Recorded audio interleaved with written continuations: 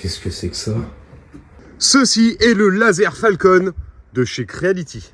Donc c'est un laser en 10 watts. Ce qu'on va faire, c'est qu'on va le monter, puis bah on va graver quoi. C'est un peu le concept. Allez, c'est parti. Tiens, un champignon. Incroyable. Ok. Waouh! Je suis trop content. Dedans, déjà, premier truc, c'est qu'il y a le pulseur d'air. Ça, je vais vous en parler juste après. C'est un truc de ouf pour les lasers. Ensuite, je savais pas. Et je pense que c'est ça. On m'en avait parlé. Et ça, voilà. C'est une plaque de découpe en nid d'abeille. Donc pareil, je déballe ça. Je vais vous faire juste après. Et bien entendu, bah, on a... Je vais vous lâcher. Le laser, donc c'est un 10 watts. Donc la boîte est plutôt petite. C'est assez léger. C'est parti, on déballe ça. Je vais commencer par ça. C'est une grille de découpe. Donc là, c'est pour éviter de cramer ce qu'il y a en dessous. Et donc c'est en nid d'abeille. Et ça, c'est grave cool. J'en avais pas. Et ça va faire bien plaisir. Ici, on a deux trucs. Je sais pas ce que c'est. Ah si, c'est les pieds. Tout simplement, en fait. C'est les pieds. Voilà. Donc ça, c'est grave cool. Ça, c'est un truc de dingue. Si vous avez des lasers, honnêtement, je vous recommande vraiment, c'est d'avoir des pulseurs d'air. Je vais vous expliquer pourquoi. Voilà à quoi ça ressemble. Donc en gros, vous allez avoir ici une entrée et une sortie d'air qui vont permettre, quand vous allez graver, en fait, ça évitera le phénomène de brûlure sur vos gravures. Donc c'est juste incroyable. Et ça, parce que quand vous gravez, en fait, vous frottez un petit peu. Vous allez voir que vous avez des morceaux de bois, enfin c'est brûlé. Avec ça, il n'y en a pas et la qualité de gravure est bien supérieure. Donc ça, c'est un très bon achat. Là, je vais tout déballer. C'est Noël, quoi. Waouh! Ah, pas mal. C'est pas mal. D'accord. Donc là, on a tout le contenu qu'il y a dans le laser. Donc bon, premier truc, un câble d'alimentation. C'est mieux pour le faire fonctionner. On va avoir des lunettes. Juste là, plutôt stylé d'ailleurs, je vais les essayer. Incroyable, parce que ça, pour une fois, ils ont mis des bonnes lunettes de protection. Je sais pas si vous savez, mais dans les lasers, généralement, les lunettes, c'est un peu de la merde. Ok. Donc ici, on va avoir la tête de gravure, forcément, donc en 10 watts. Voilà, bon, tête normale, ce qui est plutôt pas mal, ça j'aime beaucoup.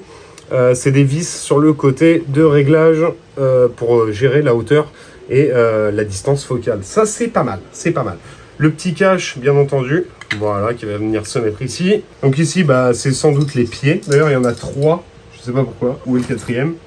Ah, c'est lui. Le 4e est directement sur le panneau de contrôle. Pour le petit panneau de contrôle, on va avoir un port de carte SD, un type C, une alim, et bien sûr le bouton de mise en route, et un petit switch ici pour couper le courant, quoi. Il n'y a pas de bouton d'arrêt d'urgence, ni de clé de sécurité. Mais c'est pas très grave. Bon, après, on a tout le kit de vis, comme d'habitude. Et les profilés en aluminium. Voilà, donc on va monter tout ça. Je sais pas si la notice est en français. Je vais quand même checker, parce que ça, c'est un truc quand même assez important. Et bien, la réponse est pas du tout. Voilà. Mais par contre, je pense qu'il y a une vidéo de montage sur la clé USB, comme ils font 90% du temps. On y va, c'est parti. Une fois que c'est monté, on fait les tests. Bon, avant de te faire voir le laser en fonctionnement, c'est le moment de t'abonner parce que ça me soutient moi, ça me fait plaisir. Puis surtout, un abonnement égale un sourire sur la tête de Denis, parce que regardez, il sourit pas en fait. Ah, ça y est, un abonnement en plus. Donc le voici, le voilà, tout est monté. Et niveau design, j'aime beaucoup. Donc avec ce petit aluminium brossé, n'est-ce pas? Donc ici, on a le pulseur d'air qui part jusque là-bas et qui vient se visser directement sur la tête. Donc là, je vais l'allumer. Impeccable! Avec les accessoires, vous avez cette cale pour étalonner la hauteur du laser. Et c'est plutôt pas mal parce que du coup, vous avez engraving, donc cutting. Et là, pour les découpes, en fait, il faut se baser sur cette hauteur. Plutôt pas mal. Ici, on va avoir un niveau à bulle qui permet de voir que ton laser, il est droit, quoi, en fait. Bah ouais, logique. Et bien sûr, j'ai mis la plaque de découpe en nid d'abeille. Comme ça, ça va m'éviter, comme genre là-bas, où j'ai fait un trait au laser. Donc là, clairement, tout est prêt. On va passer la première gravure. Je sais pas ce qu'on va tester en premier. J'ai pas mal de petits matériaux, je vais vous faire voir. Vous avez des petites plaquettes de bois qui sont fournies, donc on va commencer avec ça. Ensuite, on va customiser cette assiette. Donc là, je l'ai même déjà préparé avec du marqueur. Ici, on a une grande plaque en ardoise parce que j'aime beaucoup le rendu des photos dessus. Ensuite, on va tester sur un miroir. Et ensuite, il y aura 2 matériaux surprises. Donc, il faut rester jusqu'à la fin de la vidéo. Et abonne-toi! Ouais, je fais un forceur. Bon, leur truc super chiant, par contre, il n'est pas fourni avec le câble USB, donc c'est un type C qui va dessus, et il n'y a pas le câble, donc c'est un peu embêtant. Donc surtout, moi, il me faut un câble assez long pour aller relier ça donc au PC là-bas, mais c'est pas grave, on va se débrouiller. C'est vraiment une situation qui me fait câbler. Alors pour mes gravures, moi je n'utilise uniquement que Lightburn. Clairement, bon, c'est un investissement, hein, c'est 63 €, mais clairement, meilleur logiciel pour la gravure, je ne veux rien savoir. Et clairement, c'est pas un placement de produit, parce que je leur ai demandé une licence, ils m'ont dit non. Donc truc super bien, c'est que sur la clé USB, vous avez directement un profil pour Lightburn, et ça c'est grave cool, parce que pour avoir configuré des lasers, etc., c'est souvent un peu galère, donc là, au moins, tout est dispo, et ça c'est bien. Allez, première mise en route, ok. Bon, bah tout fonctionne. Et bien entendu, avant de lancer la gravure laser, on met des équipements de protection. Et on lance le boulot. Et donc là, c'est parti. Et ben voilà, le premier test est fait. Regardez-moi ça, c'est nickel chrome. Ici, peut-être que j'ai mis un peu trop de puissance, mais en tout cas, c'est propre. Voilà. Donc maintenant, on va passer à la découpe. Ça devrait bien se passer, et surtout grâce à la petite cale, on sait à combien se mettre. C'est plutôt vraiment très sympa. Donc là, en gros, c'est écrit 7 à 8 mm. Donc go, on va tester ça tout de suite. Allez, c'est parti, j'ai lancé la découpe. Bon, ce qu'on peut voir en tout cas, c'est que la découpe est hyper propre. Ah, ça se défait vraiment tout seul, c'est très très propre. Avec l'air pulsé, il n'y a rien à dire.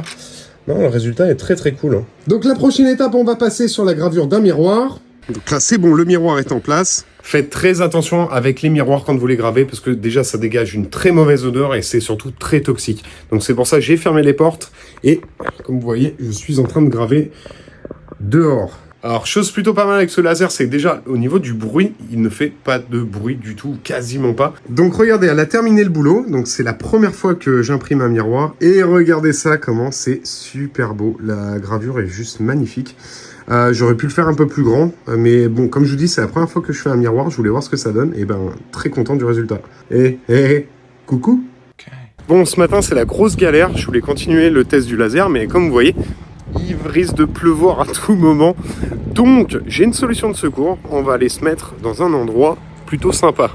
On va se retrouver dans la cabane du début, comme ça au moins, je serai à l'abri de la pluie. Puis ça évitera que je fasse chier tout le monde avec les odeurs de fumée. Et au moins tout le monde sera en sécurité. Et voilà, on a un setup de qualité quoi. Franchement, heureusement que j'ai le petit Razer là, portable. Comme ça, je vais pouvoir bosser tranquillement. Regardez-moi ça, mais franchement, on n'est pas bien ici. Puis on est bien à l'abri là. Impeccable. Je m'étais arrêté au miroir et là, on va passer à de l'ardoise. Donc pour ça, j'ai acheté des ardoises, je ne dirais pas où, mais ça vaut environ 2 €. Voilà. C'est assez grand quand même. Elles font 30 par 30. Donc là, j'ai préparé ma prochaine gravure. Tout est calibré, l'ardoise est prête, la machine est nickel. On lance. Et c'est parti, le boulot a commencé. Bon, je pense que ça a duré un paquet de temps parce que la gravure est quand même assez grande. Mais cette petite machine va quand même relativement vite, c'est cool. Donc ça aura pris 33 minutes et regardez-moi ça, comment c'est juste incroyable. La gravure est juste magnifique. Ça fait vraiment un superbe objet de déco, regardez ça, c'est carré, c'est nickel, je suis très content. Donc là, je m'enchaîne avec la gravure d'une assiette, donc faut bien mettre du marqueur avant, sinon ça ne marchera pas. Allez, c'est parti pour la gravure d'assiette. Bon, la gravure sur assiette est terminée, on va retourner au studio pour la nettoyer. Donc pour révéler la gravure et enlever le marqueur, moi j'utilise un petit peu d'acétone, voilà. Franchement, je suis pas convaincu par le résultat, c'est plutôt pas ouf quoi. En fait, je savais très bien qu'il fallait pas inverser les couleurs, mais je l'ai fait et je sais pas pourquoi d'ailleurs. Mais ouais, le résultat est pas dingue. Mais en tout cas, la gravure tient bien, donc c'est le principal. Bon, prochaine gravure, on passe sur du pain de mie. Bah ouais, je sais pas. Donc là, j'ai lancé la gravure sur pain de mie. Clairement, ça avance bien. Hein. Bon, ça fume pas mal, mais ça avance bien. Et l'image de référence, c'était celle-là. Ouais, je sais vraiment me mettre en valeur.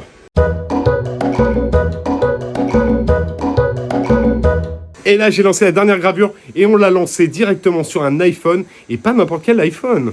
C'est l'iPhone 14 Mega Pro Plus Ultra. Non. Le travail est en cours. Je vous dévoile ça juste après. Et voilà ce que donne la gravure sur de l'aluminium, donc sur l'iPhone. Et il n'y a rien à dire, c'est nickel. Après, on peut faire ressortir un peu les contrastes en mettant un peu de marqueur et en nettoyant l'acétone. Mais déjà là, c'est carré dans l'axe. Alors, comment je définirais maintenant mon expérience avec ce laser ? Bah écoutez, plutôt bien, plutôt bien. Je suis pas un grand habitué des lasers, on va dire que je crois que c'est le 3e que j'ai, voilà. J'en avais testé d'autres et sa facilité de montage déjà c'est très cool. Petit point noir par contre, c'est qu'il n'y a pas le câble USB, ça a été un peu relou. J'étais obligé de prendre un câble ailleurs, bon bref, je me suis débrouillé. Sinon la prise en main, le profil, ça c'est cool, sur la clé USB il y a directement le profil dans la machine. Ça, c'est plutôt pas mal. Sinon, la qualité de gravure, vous l'avez vu, elle est vraiment top. Donc, rien à dire. Le silence, même si j'ai utilisé en extérieur, parce que pour éviter les fumées, etc. Mais ça en fait, pour moi, un bon laser. Maintenant, le prix, on le trouve entre 550 et 600 €, je crois. C'est les prix médians, on va dire, des lasers grand public en ce moment. Donc, si ça vous intéresse, vous avez tous les liens, bien sûr, dans la description. On se retrouve bientôt pour une nouvelle vidéo. Je vous fais des gros bisous.